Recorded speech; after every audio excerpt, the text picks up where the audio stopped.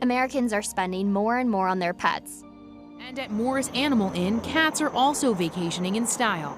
The inn offers luxury accommodations including condos and kiddie suites with plush beds and TVs. Meals for pets just like this one made with human-grade ingredients. That's become the standard for the emerging trend of fresh dog food.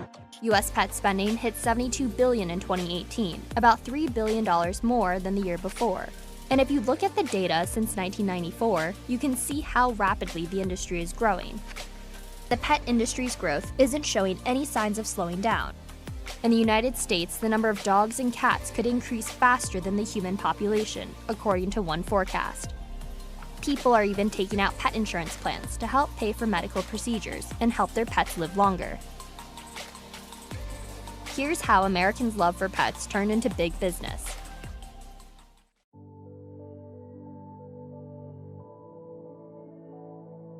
Americans love pets. In 2018, about 2 out of every 3 U.S. households owned a pet. Dogs and cats remain the 2 most popular companion animals in U.S. homes. Birds and horses come in at a distant 3rd and 4th on that list. The number of cats and dogs in the United States is predicted to increase at a faster rate than the U.S. population in the 5 years from 2019 to 2024. Humans and their pets are attached at the hip. Once a clear delineation between master and servant, the human-pet relationship has changed significantly over the last 30 years and brought humans and animals far closer together. Years ago, we didn't fully understand animal welfare as well as we do now. So what people did with their animals before, which was commonly accepted, might, for instance, include things like tying your dog outside to a doghouse. We now see that that's not really appropriate to just tie a dog out there for a number of reasons, not least of which is that there are weather issues and the dog is not getting enough social interaction. I think through our advanced understanding of animal welfare, we're starting to realize that these are social creatures that want to spend time with us. That was Nancy G. In 2017, she and Rebecca Fox published a paper in which they concluded that since the late 20th century in Great Britain, the relationship between humans and animals had become more intense and responsible. People are seeing maybe their pets more as not necessarily humans, but maybe as part of the family, sort of recognizing that they're not just an animal, but they're an important individual who's important within the family, that kind of thing. And I'm not saying nobody did that before, but I think it's a lot more common and a lot more accepted now. Historically, people only spent money on their pets when the economy was booming. But with pets moving closer to family status, pet owners are more likely to pay for their pets' needs during tough times. Industry experts call this phenomenon pet humanization. And here's who's driving that. The pet industry's growth of late is in part coming from demographics. You have the aging demographic, the empty nesters, and they're having more and more pets because they don't have children anymore. But also you have the millennials who are coming in and delaying the raising of children, and they're having more pets. And you put those two together, and in the U.S. today, 7 out of 10 households have pets, and that's twice the number that have children. Humans are going beyond basic food and vet services. We've begun to treat our pets the same way we treat ourselves. To that end, pet owners are purchasing indulgent items like premium pet food, daily supplements, tech gadgets, clothing, and even matching streetwear. We conducted a completely unscientific poll at CNBC to see how much people spend on their pets. This is Bubba. He's an 8-year-old pit bull and he loves sleeping, and our family loves him so much. We spend about $1,700 on him a year. The most expensive thing we get for him is his monthly allergy medicine. That's about $100 a month. He has to have a special food for his allergies, which is about $60. We spend about $45 on her litter and hay and just food in general every 2 months. Our other pets are a little more expensive. My 2 shepherds, it costs about $110 a month to feed them, $60 every 2 months to get them groomed. They're both on pills from the vet, so $45 each a month. I'd say for the year in general, it's about $800 just for their vet costs combined. This is Chewy. He's 14 years old, and he's the 4th dog I've owned. We spend about $150 a month on him, just between treats and dog food. But we don't do pet insurance. We've never really seen the need for it. This is Oliver. He's 11 years old, and we have spent a good amount of money on him, buying him ridiculous things like Halloween costumes. We did not get him health insurance, and we should have done that because he's had Lyme disease 3 or 4 times. But he's our family member, and we love him.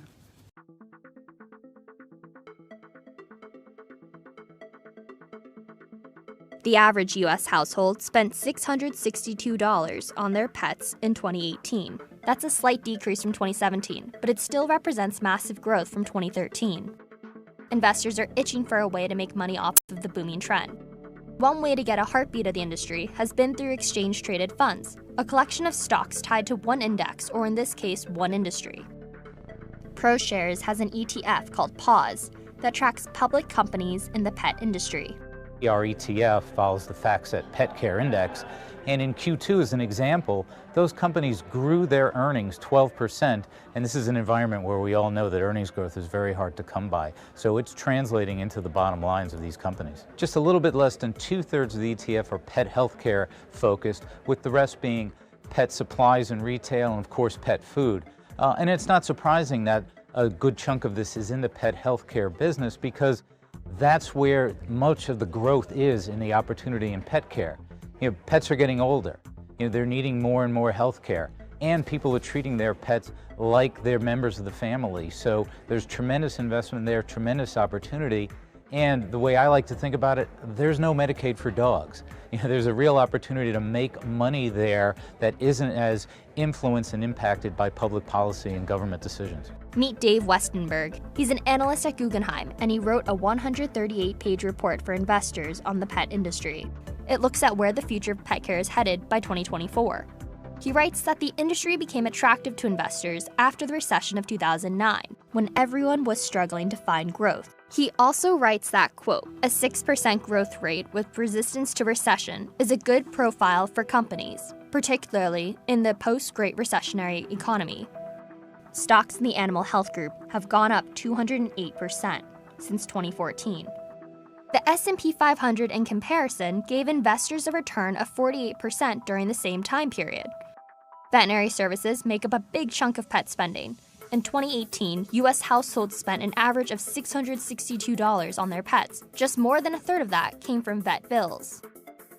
There's 3 major drivers of veterinary spending. One is price, in which is correlated with GDP, rise in pet growth overall, which is 1 to 2% as well. And then there's service intensity, and service intensity is essentially the veterinary business becoming better businesses. And that has equaled roughly the 6% growth phenomenon. Medical care for pets is getting more and more advanced. Pets now get CT scans, transplants, dentistry, and chemotherapy. Owners want them to live longer and healthier lives. And as the vet bills pile up, more consumers are turning toward pet insurance plans rather than paying for procedures out of pocket. Right now, fewer than 1% of pets in the US are insured. However, that number is expected to rise. In Sweden, for example, 30% of pets have insurance policies. In the United Kingdom, about 23% do. The pet insurance industry alone could be worth $2 billion by 2024. Employers are now starting to offer pet insurance plans as a work perk. The biggest markets for insurance, you actually also find this urban environment. Correlated with this urban environment is the access to these things such as veterinary, acupuncture, oncology, dermatology. They're all really expensive services. And so this is all intertwined. The kind of customers that want to go to these kind of places are also going to be kind of the ones that buy insurance. And more visits to the veterinarian, coupled with the growing pet insurance industry, also means that there could be a surge in veterinarian jobs. The Bureau of Labor Statistics predicts that by 2026, more than 57,000 veterinarian jobs will be added to the economy. That's an increase of 19% since 2016.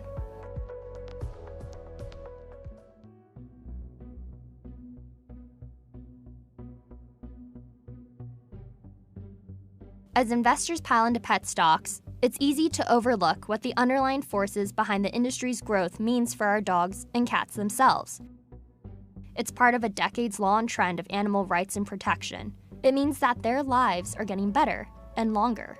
If you look back at the history of kind of animal welfare movements, I guess it was sort of in the 19th century that they started making sort of laws to protect animals. So sort of things like the RSPCA go back to that period, and there was kind of movements to protect animals. Obviously, in the sort of late 20th, early 21st century, they've increased a lot. And I think that's for two things, partly because maybe animals are given a higher status, but I think it's also because of the sort of the society we live in now, that it has to be more regulated as well. So a lot of those laws that are discussed in that paper are not necessarily just for the animals' benefit, it's kind of regulating them to make them fit in with human society as well. Fewer pets are being put down at animal shelters now. In the 1960s, 1 out of every 4 dogs in the United States used to live on the street. To address the national issue, advocacy campaigns push dog owners to become more responsible by sterilizing, microchipping, and licensing their pets with their local municipalities. On the legislative stage, Congress introduced a bill called the Welfare of Our Friends, or the WOOF Act, in February 2019. It would revoke licenses of dog breeders who violate standards of care. In January 2019, lawmakers introduced a bill which would make animal cruelty a crime on the federal level. The Preventing Animal Cruelty and Torture Act, otherwise known as PACT, goes beyond an Obama-era animal cruelty law by making purposeful crushing, burning, drowning, suffocation, impaling of an animal a direct offense. The bipartisan bill was unanimously passed by Congress and was signed into law by President Trump in late November 2019. While increased ownership and government regulation have led to a better standard of living for pets, it may be counter to what evolution had in mind for them. Experts who study companion animals point out that pet ownership standards might be for human benefit, not the animals. Fortunately, this concept of responsible pet ownership is, first of all, poorly defined. If we talk about what does it mean to be a responsible pet owner, people will say, well, we need to provide good food. We need to provide housing. We need to make sure our animals are free from pain. I think most people will agree on those 3 things. But then when you start to get into the nuances of what constitutes being a responsible pet owner, do you need to take your dog or cat to the vet every year? Is that enough?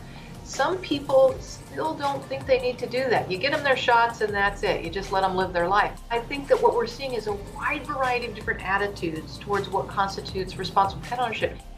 Regardless of pet parenting styles, the pet industry is getting bigger and bigger. Just look at all the dogs and cats with their own Instagram accounts. Wall Street wants to go along for the ride too.